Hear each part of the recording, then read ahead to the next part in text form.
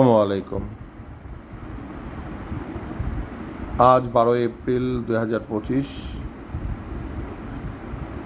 সকলকে স্বাগত জানাচ্ছি আমার এই অনুষ্ঠানে, সংবাদপত্র অনুষ্ঠানে। আসুন সকালেই দেখে নেওয়া যাক দৈনিক ইত্তেফাকের বিশেষ বিশেষ নিউজগুলো। বাড়তি শুল্ক স্থগিত করার পরও বিশ্ব অর্থনীতিতে মন্দার আশঙ্কা। যুক্তরাষ্ট্র চীন শুল্কযুদ্ধ চলছে, ইউরোপকে পাশে চায় বেইজিং। পরমাণু যুদ্ধের মতোই ভয়াবহ পরিস্থিতিতে চলে যেতে পারে। আরেকটি নিউজ দেখছি, ঢাকা আরিচা মহাসড়কে থামছে না বাস ডাকাতি। গতকাল 15 মিনিটের ব্যবধানে সাভারে 2 বাসে ডাকাতি। মঙ্গল শোভাযাত্রার নাম বদলে বর্ষবরণ ও আনন্দ শোভাযাত্রা, অর্থাৎ মঙ্গল শোভাযাত্রার নামটা পাল্টে ফেলা হয়েছে। জনপ্রতিনিধিদের আচরণের তদন্ত ও ব্যবস্থা গ্রহণের সুপারিশ করবে কমিশন। স্থানীয় সরকার কমিশন অধ্যাদেশের খসড়া প্রস্তুত। মডেল মেঘনাকে নিরাপত্তা হেফাজতে নিয়েছে পুলিশ। যন্ত্রপাতি বিকল, মাসের পর মাস ঘুরেও মিলছে না সেবা। সরকারি হাসপাতালে বেহাল ক্যান্সার চিকিৎসা। টেকনাফে জব্দ 30 লাখ টাকা ও 17 ভরি স্বর্ণের তথ্য নেই এই হারে। বাদীকে আদালতের তলব। তো এই ছিল আজকের প্রধান খবর। তার মধ্যে একটি খবর হচ্ছে যে যন্ত্রপাতি বিকল, মাসের পর মাস ঘুরেও মিলছে না সেবা। আসলে এখানে আমরা দেখতে পাচ্ছি ক্যান্সারে আক্রান্ত কয়েকজন রোগী শুয়ে আছেন, বেডে শুয়ে নেই, হাসপাতালের মেঝেতে শুয়ে আছেন।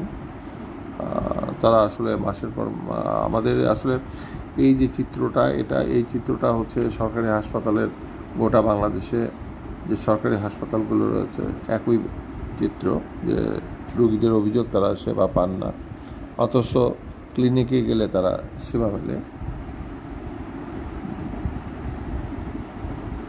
তারপরে হচ্ছে যে মঙ্গল শোভাযাত্রা যে নামটা ছিল সেটা নাম বদল হয়ে যাচ্ছে, নাম বদলে হবে বর্ষবরণ আনন্দ শোভাযাত্রা। আমরা জানি 14 এপ্রিল, যে আগত 14 এপ্রিল হচ্ছে বাংলা নববর্ষ 1432।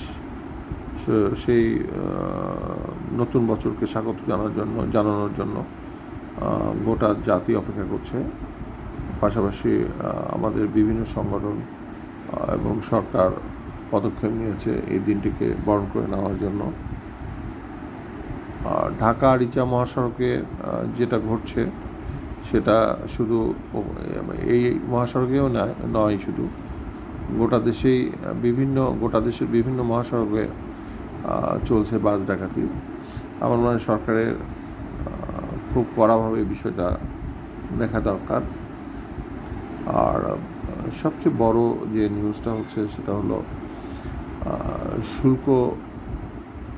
শুল্ক নিয়ে যে যুদ্ধ চলছে গোটা বিশ্বে, অর্থাৎ যুক্তরাষ্ট্র নতুন করে শুল্ক আরোপের ফলে বিশ্বের বিভিন্ন দেশে শুল্ক আরোপের ফলে যে সমস্যার সৃষ্টি হয়েছে, বিশেষ করে যুক্তরাষ্ট্র চীনের মধ্যে, এটা আরও এই সমস্যাটা প্রকট আকার ধারণ করেছে। যুক্তরাষ্ট্র চীন শুল্ক যুদ্ধ চলছে এবং এই জন্য ইউরোপকে পাশে যাচ্ছে বেইজিং। এটা বলছে যে পরমাণু যুদ্ধের মতোই ভয়াবহ পরিস্থিতি চলে যেতে পারে।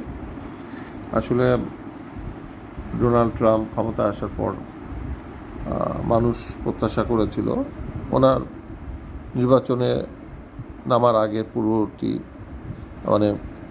পূর্বে যে উনি যেটা বলেছিলেন যে উনি ক্ষমতায় গেলে বিশ্বে কোনো সমস্যা থাকবে না, শান্তি থাকবে, যুদ্ধ থাকবে না।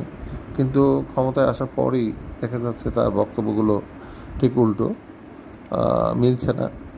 তিনি করতে চেয়েছিলেন শান্তির জন্য, সেটা না করে বরং অশান্তি সৃষ্টি করছেন। যেমন বিশ্বের বিভিন্ন দেশে শুল্ক আরোপ করেছেন, যার জন্য বিশ্বের বিভিন্ন দেশ থেকে পণ্য তাদের দেশে ঢোকা এক ধরনের বিরাট সমস্যা হয়ে গিয়েছে।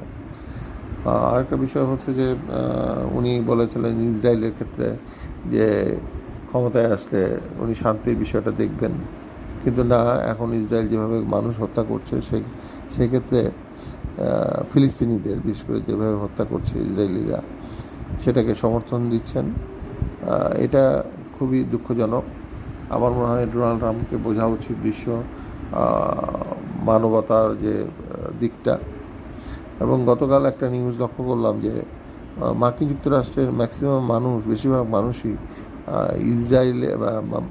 ইসরায়েলরা যেভাবে ফিলিস্তিনিদের হত্যা করছে সেটাকে সমর্থন করেন না। এবং ডোনাল্ড ট্রাম্পের বিরুদ্ধে বিভিন্ন অঙ্গরাজ্যে বিক্ষোভ হয়েছে।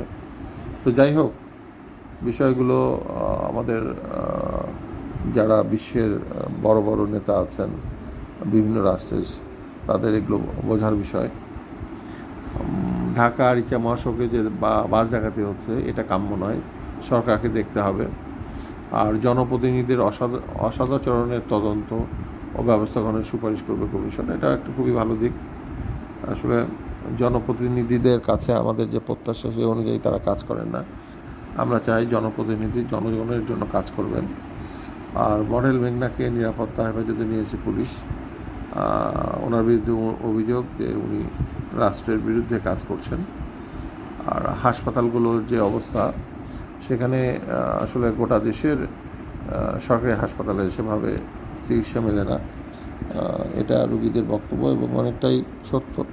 সেই বিষয়টা সরকারের দেখা উচিত যে যাতে রোগীরা চিকিৎসা সেবা পায়। যে ডাক্তারের কাছে ক্লিনিকে গেলে সেবা পাচ্ছেন সেই ডাক্তার ওই হাসপাতালে চিকিৎসক, অথচ রোগীরা তার কাছে সেবা পান না, এটা রোগীদের অভিযোগ। তো এই হলো আজকের দৈনিক ইত্তেফাকের প্রধান খবর। তো সকলকে আমার সাথে এই অনুষ্ঠানে থাকার জন্য শুভেচ্ছা জানিয়ে আজকের মতো বিদায় নিচ্ছি। আসসালামু আলাইকুম।